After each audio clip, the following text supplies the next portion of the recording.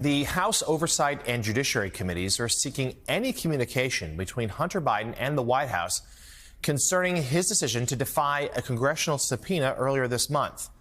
The move, which Oversight Chairman James Comer and Judiciary Chairman Jim Jordan admit is not based on any evidence that such this is all part of the GOP-led impeachment inquiry into President Biden. The chairmen are seeking to determine whether the president was involved in his son's decision to not sit for a closed-door deposition to the Oversight Committee. The letter refers to a comment made by White House Press Secretary Karine Jean-Pierre, in which she asked whether the president spent time watching what his son said at that surprise press conference just outside the Capitol that day. Jean-Pierre answered by saying this: the president was certainly familiar with what his son was going to say. Senior White House officials had also confirmed to me the president had been given a heads up about what Hunter Biden was going to say, but unclear whether he was involved in the decision-making process. Joining us now, congressional reporter for The New Republic, Grace Seegers. Grace, good to see you again.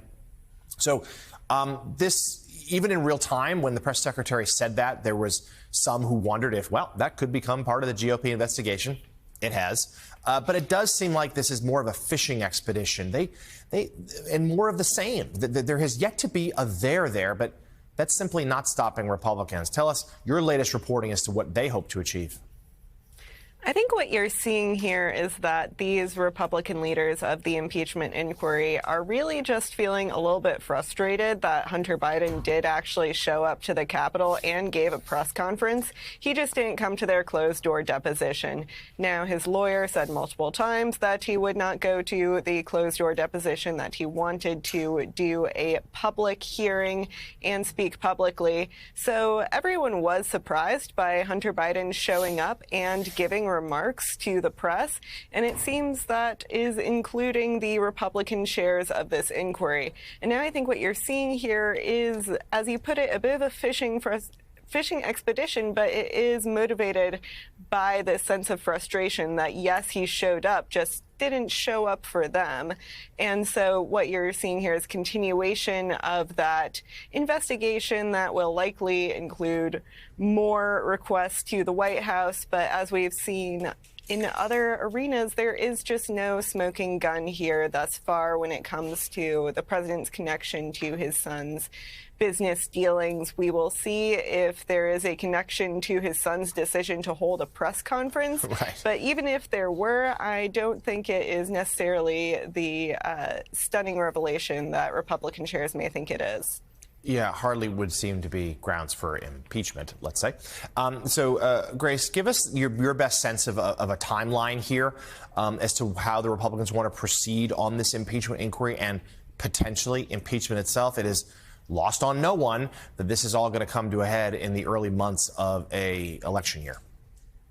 From what I've heard on the Hill, Republicans would like to come to a decision about whether they are going to pursue impeachment by the end of January. I think a lot of more moderate Republicans in swing districts have been saying, oh, well, an impeachment inquiry won't necessarily lead to impeachment itself. We have seen that is not generally the way it goes. If you have an impeachment inquiry, it is likely going to lead to an impeachment vote. So I think that might be a little bit of wishful thinking there.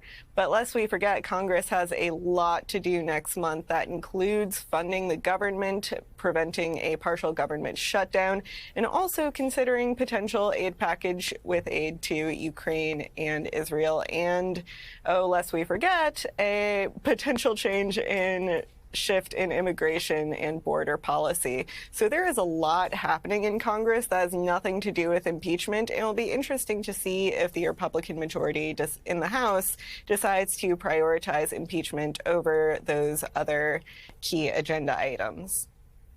All right. Grace Seegers, we appreciate it as always.